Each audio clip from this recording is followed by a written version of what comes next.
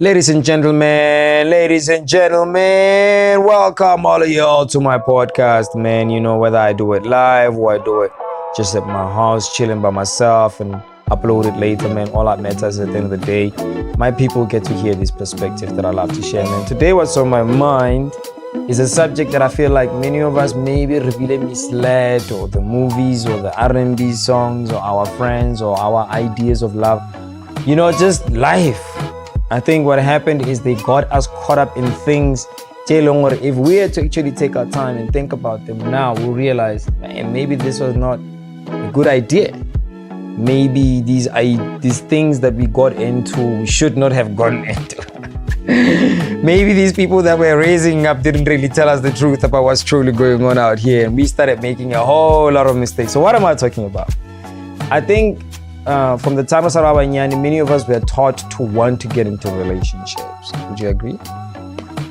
And so because we all want, I think it's because we watch these R&B songs, or we listen to these R&B songs, and we watch these movies, and everywhere we go, it's like love, love, love, love. And so, you know, from the time of Sarabanyani, of course, you know, around 12, 13 years, maybe somewhere there, the idea of love enters our mind, and rinyaga quickly to find somebody to express this thing to or with, you know.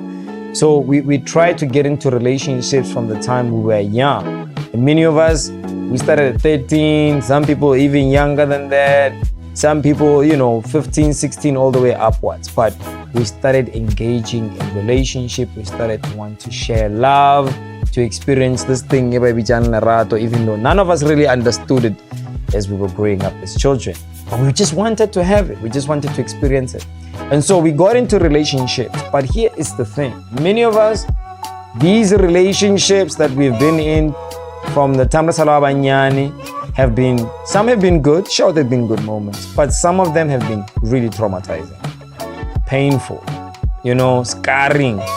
They have shaped us for life, and they've put burdens on our hearts, and they've made it hard for us to actually have even healthier relationships as we get older. It's like the more we get into the relationships, the more we get hurt, the more difficult it is for us to actually now build sustainable, loving, understanding, or whatever the title we want to label our relationships. But as we get older, as we get more and more heartbroken or disappointed by this thing called love. That's why people give up on life. Like, right? You hear people say that, like, I don't think I want relationships no more. You're like, whoa, what happened? You know, they got hurt. Somebody lied, somebody cheated, somebody did something to them. And then now they're like, I guess I nyaka this thing, right? But it's the one thing we all want. It's the one thing we are all wired for. You know, we are wired for relationships. But why is it that somehow I spun in this thing? I truly believe that highly, that I think relationships and dating is unnecessary. I think we should have never gotten involved in that business, the relationship. I just don't think that it's been able to produce good results. If you look at the amount of failed relationships we have had from the time of Salabanyani and the impact of some of those relationships on our lives, most of it is not being positive, because all of us don't know how to choose a partner or how to be the right type of person for the next person to have peace with. So we want to get in relationships, but we fight and we make it so toxic and we make it so difficult, and the whole relationship becomes a nightmare, and to the point where we just make it so difficult for us to even have healthy relationships for the rest of our lives. Some people are damaged for life, right? So I think it was a bad idea, this thing, the relationship from the time of Salabanyani, particularly because we didn't have the knowledge, we didn't have the guidance, we didn't have the teachers, we didn't have people around us how to have healthy relationships, how to choose a partner, how to be with somebody who you can actually have something, say, what is meaningful with. What do you look for in a partner? How do you contribute to their life? What is the purpose of even coming together? We sit around the table and we discuss, correct? So did anybody ever say? Right. But somehow, but nobody teaches us. Nobody prepares us. So how can you? And that's the other thing. is that TV and we think, oh, so that's love. And if he doesn't do that, it means he doesn't love me. Exactly. Yeah. So the ideas from the television and the R&B music, but we don't even know who we are. How can I know what to give? What to give you if I don't even know who I am? I don't even know what love is. I just have ideas about motivating in the R&B music, but I really don't know how to love you. Do you think I know what needs you have as a person, so I know how to meet those needs? Do you think I can actually look at you and be like, how can I make this person's life better? And do you also, like, does a woman come into a man? You know what I'm saying? I reckon with that type of thinking, we know nothing. We just want to get into it. And today it's become even more toxic because now, social media that gives other people the illusion that we're experiencing the best love ever. Because I can take a picture and it can be the perfect picture and I can post it and I get 200 likes. And that validates the fact that my relationship is so amazing. So now likes have become the thing for getting into relationships. Oh my goodness. How we look on Instagram has been like, I want to make sure we look good. So that's what we look for in relationships, huh? There's a life after that picture. How is it? You guys get along? Is it as beautiful as it looks? Right. And that's a question that many people don't ask. So what I've realized is we don't understand the reason for relationships. We don't understand what we should offer in relationships. We rush into them, and then there are so many mistakes, and we hurt each other. The man hurts the woman hurts the man. People say the most, relationship before. It is very sad. We claim to love each other, but look at the way she Where is the love? Huh? Where is the love? Where is the love? Yeah.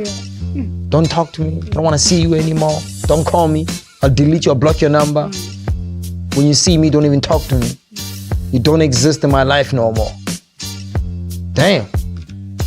The very same person who sent me a love letter, an email, a bunch of roses, And sometimes we let social media carry our relationships than the actual life. Yeah. Most people date because of maybe a phone or something. They can't sit with each other. No. Yeah. And get to know each other. No. Yeah. So do you think we understand the purpose for relationships really? Have we been prepared for this thing? So would you agree with me if I would say this whole process here, the relationship is unnecessary because if anything, it's just causing us a lot of pain and frustration. Would you agree? I think so, yeah. Yeah. We want to No, because most people are getting divorced. So it's not working. Even before banyalana, right? Yeah. Before nyalana, ne ke tse dintsi. Yeah.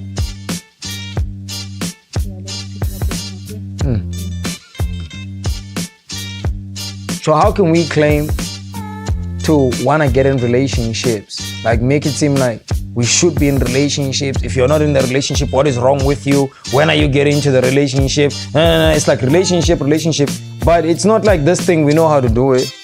It's not like it's working out for you and I.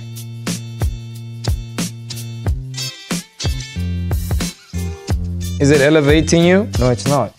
So my view is that many people Or maybe because when times change, when we moved away from living in tribes and having our own customs and our own traditions of doing things, where when a child comes of age, they must already be married or be preparing for marriage, because we understand the dynamics of what happens between a man and a woman as they get older. So in olden times, we had structure. We had ways of doing things. A girl did not leave the house until she was married off.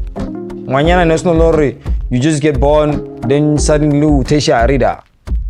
And now you are dating without your father's presence. Children never left the house. Yeah. Back in the days, children never left the house until they were married off. The females never left the house. And I do like I did whatever the family was doing until she was married off. And in fact, it was the parents who made sure they identify a family, or they made sure that they make it possible for their child to get married. That is the thing, Lord, never prepare for you now, from the time she's young, so she can go build her own home. So we had culture, we had tradition that made us mature. Avoid data na everywhere. And when you have to marry that child, but another man came and deflowered her. Now you have to deal with the results of another man. Now you're not man enough because you're not willing to raise another man's child. No man is designed to raise the child of another man. Every man must raise their own. Ndebele people are practicing that. Yeah, it's working. You will never find a man who would marry a woman who has a child. Yeah. Because it's not the way nature made them. And I get to brutal.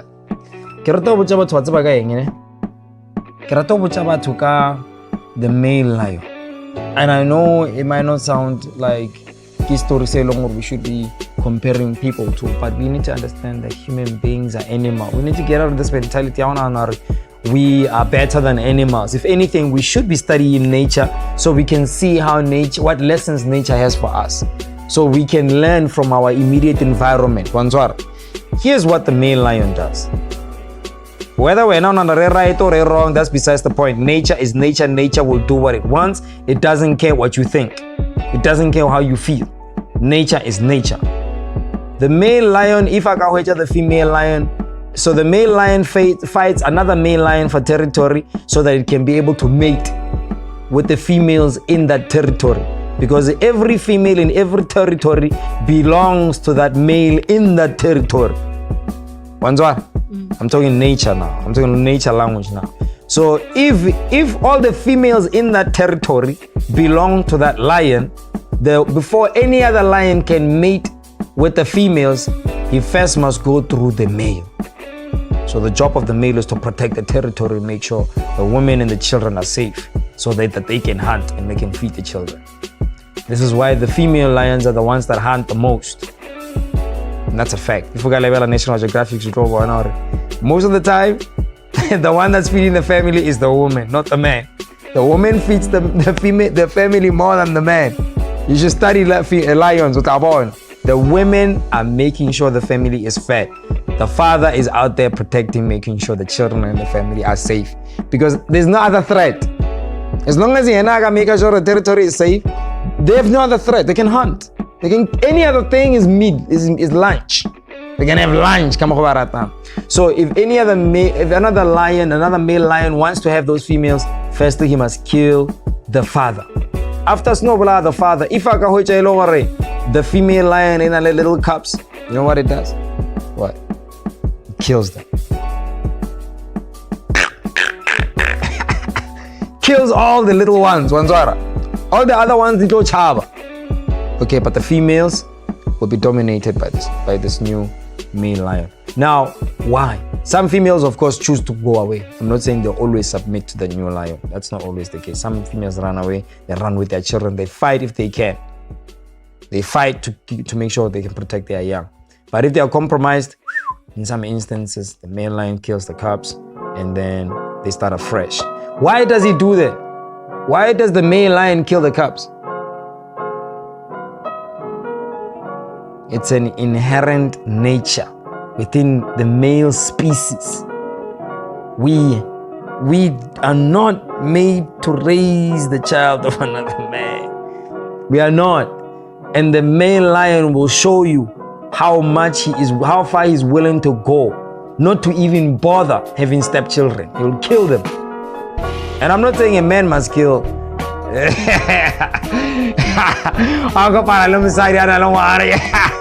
Hey, I'm not saying do that. But what I am saying is, many women who put themselves in that situation put themselves in a very compromising position. If you have a child before you are married as a woman, you are gonna have a hard time, because one no is cursed, because they might not be accepted by the next man.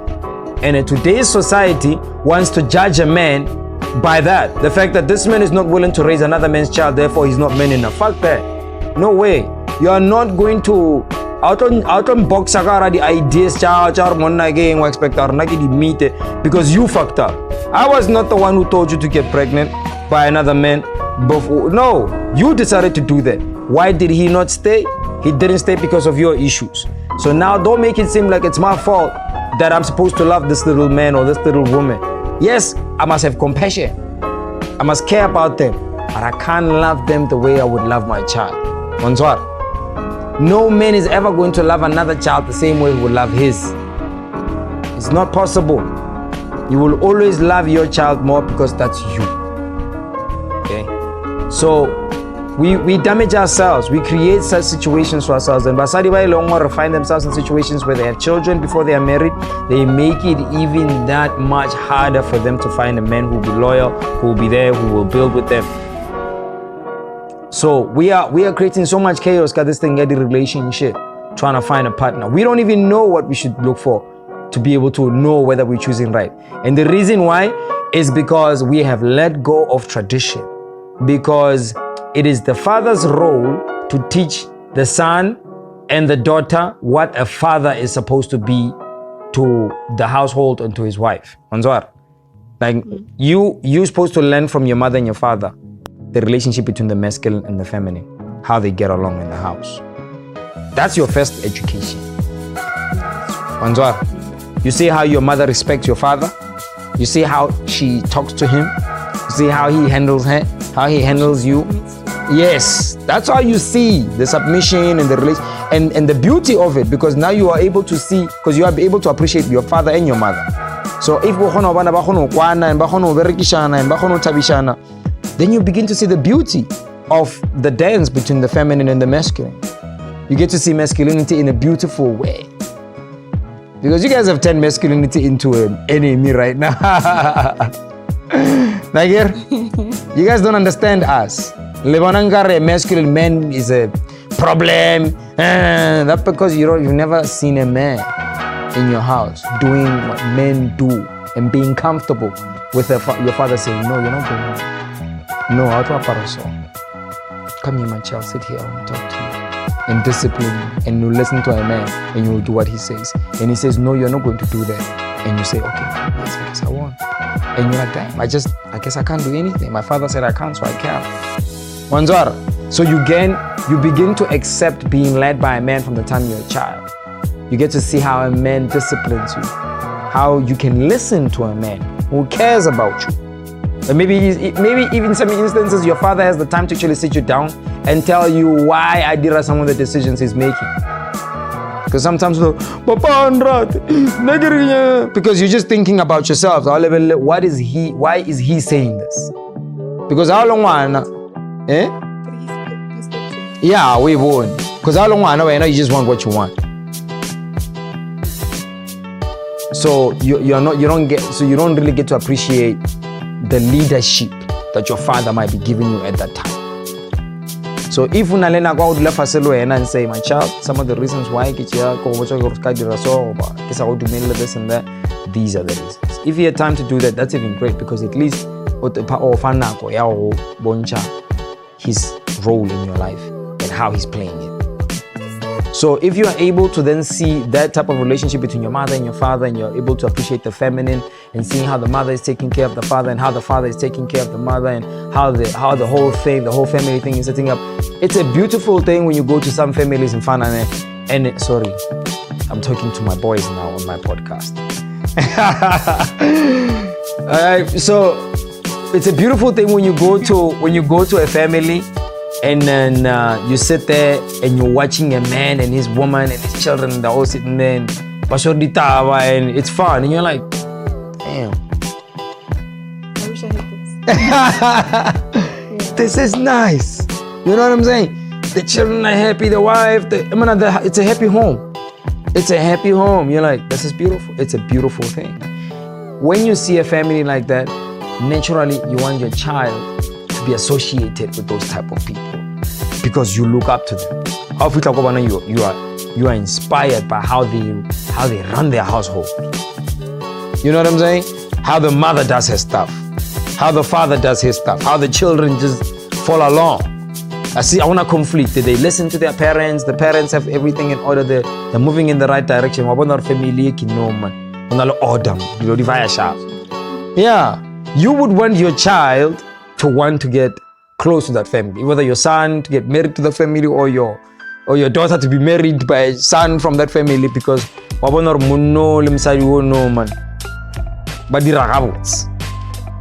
do you get me? That's how you are able to see. Oh, this is how our forefathers did it. You know, I didn't know the arranged marriages. We choose to hang in a common unity, in the community, in the tribe with people who think like us, so they can raise their children with the same values, with the same principles, with the same ideals, with the same views. So that when I raise my children, I raise them with the same common mentality. So that when they meet already, they are like, oh, you like this? Yeah, I like that. Oh, you like, oh, dang, this works. It's easy. The transition is not difficult. So it's easy for those type of family. And this is something that I've read, like Oshobele, like I honor it. It is statistically proven that arranged marriages last longer and are more successful than the ones that you and I choose. Because you and I just make the most horrible decisions. We don't even know why we're choosing somebody. Yeah. No, we look good. That's why I choose it. Yeah, no, I like the car. Yeah, he has a nice body. You know, that's why I choose. You know? So, arranged marriages last longer because these people have taken their time to see what truly builds a person. What makes somebody compatible? What makes you guys last? What makes a relationship become what you want it to be? How do you make this thing work? They understand that. So by the time that other child or some arrangement or the family start together with that other family, they are already planning the wedding. You know, the kids are 10, but they are already thinking, yeah, no, okay. You know what I'm saying? You know, they are already talking about that. They already see now these children, the way they get along, bona, it's done. They arrange it and it happens. And you know what? This is how, even when people are having problems in relationships, like the father, they can come sit down as a family because that family is close to this family. These children are close. So when I leave the issue, it's easier for the child to say, hey, Papa, about, you know, this and that. That's how the whole family comes together and helps this couple build the relationships because the families in themselves are already one unit, you know? So it makes it easy for them to sort out the issue within themselves if the whole family... I've seen how we get into relationships or maybe somebody, if you get to the point where maybe unchamagadi or leave it to the degree of because I've seen that happen and it's so crazy. I'm like, how do we even get to marriage if these are the dynamics before we got married? It's so crazy how people still go ahead and get married. But I've seen situations where bato moto uncha magadi goba utibas fero goba wanyala and then ranele mtata la musadi ane mtata la musadi a family tshela di khono dula together tsa sota bothata jo.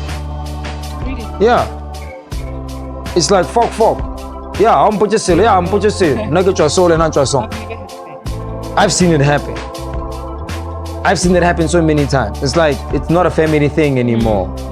Yeah, little porn. And families neglect the couple. I promise you, it's crazy. I mean, just the other day, that lady buys juices from me. So I can feel like that she's watching this show where Dingan. Dingan because they're from.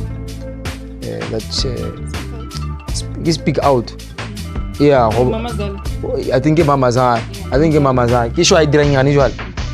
So if you take a show here, this guy was complaining since Msadi Kamola Pen Labonane. Avaya Yara was inside rude. And look how they welcome him. Oh, shoot, Uchi. Why bona? Why bona about to shake couple? Wagushisha, how would you tata jewel again? Eh, Hanuani Lebanyala and Chabatua. Belino Banyala and Chavarava Matata, Wangale, and Amelia Oscar, Rosali, Ifelanamo. But one of the dysfunction we are promoting because this thing, marriage is no longer a feminine thing.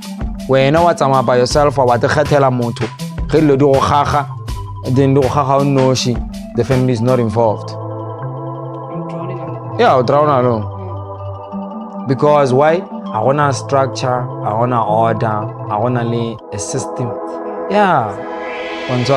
So because of that, many of us find ourselves in very dysfunctional relationships to the point where and nobody else was there. So here's what I'm proposing. Because I know for a lot of people that come probably listen to this podcast and say, but Mr. Molo, are you trying to say we shouldn't get in relationships? What are you saying exactly? Are you saying relationships are bad? Are you saying that we should all get into arranged marriages? But in terms of today when things have changed so much and we don't even know how to do this thing, the arranged marriages. Well, I think the best way, if I can propose a way, if I can share my perspective on this matter since I'm the one who's already having the conversation, I would suggest that maybe we think about involving our fathers and our mothers in everything that we do, particularly when it comes to relationships and marriage. I think our parents need to understand that we are growing older to get into relationships so we can build our own families. And it is their responsibilities to prepare us so that this thing right, because they would want to see us happy. Our mothers and fathers, like they really want us to get into these things. So if that's what you want, start preparing me from a young age. Show me yourself how to do this thing right so that you help me do it right when my time comes. So you are involved, so you are guiding me, so that Papa is involved, so that Papa tells me when I got no I want to meet your boy, whoever says they like you, I want you to bring them Kamarai. Because that's what a man needs to do. A man needs to tell his children that if interested I want him to come here before you guys. If you feel serious, I want to meet him first. And it must be the father who can be able to look at this boy and hang out with him and see whether this boy is the type of man. Yes. You see? Right. So that you make sure he helps his daughter make the right decisions. And firstly, the father himself must be exemplary. But you see, this is the problem. Because many of our fathers are not people that we truly look up to. They don't inspire us. They don't live lives of people that we want to be like. Hence our mothers are always saying that when I can put up and forget about it. Right. Yeah. Because these ones are Yeah.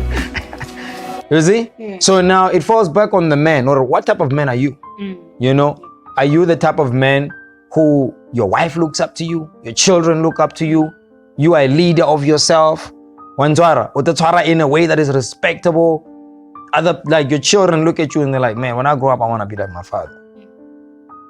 I don't want to get married to a man like my father. Yeah. Some women say that, and it's crazy. Because my father is not really like the best man. My father is trash. Daddy is trash. You see? So it falls back on that thing, Yaori. Who is the leader of the house? And is he living in the manner? Yeah. You know, is he living in a manner that makes sure his children, he's leading his children and his family in the right direction? So that, number one, he is the first example of a man. When a daughter goes out there and looks for a man, and this is scientifically, biologically, in every way, if you look at it, you will know that I'm taking facts. A woman looks for her father in a man. Yeah, true. Would you agree? Yeah. Hence, a lot of men don't want to be with women who have daddy issues. Right. Yeah. If the daddy left a long time ago, yeah. But why? You know the girl is going to look for the father. Dad. Yeah. More boyfriend. Yeah. And apparently she's not really a nice person to be with. Yeah, apparently. I don't know. Yeah. Basta to behavior kamo como toxic so. But clingy. Yeah. I've seen that. Yeah. Because they've never experienced masculine love. And the day by Leona. Yeah. And they look for it in the wrong places. You don't know where to get it. Yeah, because for them it's just a longing. They're not necessarily saying, I'm going to look for healthy love or healthy masculine energy. They're just saying, I just want to find somebody to love. And there are songs like that. There are some girls who would want to kill themselves because a man has left them. Yeah. That's toxic. Yeah. But that's a void. You feel so empty now. Yeah. Daddy issues are deep. Yeah, they're very deep. So Wabana, this is why it also kills me when people say, no, it's not about you. Yeah, it's about the child. It's not affect that void, that space. Yeah. So it is really, really important for children to come from homes where the father is there and the mother is there. And this is why we have to get it right. Because if we don't get it right, the children are going to suffer and it creates generational curses. The children now have to deal with the psychological trauma, the emotional trauma. Now they don't know how to do right because they never learned from their parents. So they're going to bring that garbage into the next person, Lebon. And then the damage continues. See, people say to me, Molo, you're in your 30s. Why don't you have a child? I'm like, I grew up without a father. My father died when I was a kid. My father wanted to be in my life, but he couldn't.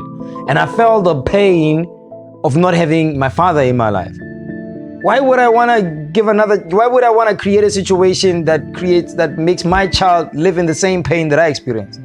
I want to be there. So I made sure I don't put my child or myself in a situation where I bring them into this world and I can't be there or something like that. Because I've experienced the pain of an absent father. I know how it scarred me. I know how it affected. I know the years where I was like, damn, I went through major trauma after those years. And I can see how during those years, they were some of the most difficult years of my life because I was still attached to the image of my father. And I just couldn't let go. And I felt so alone. I felt like, I had to. Yeah, it happens. Because the father is the protective side.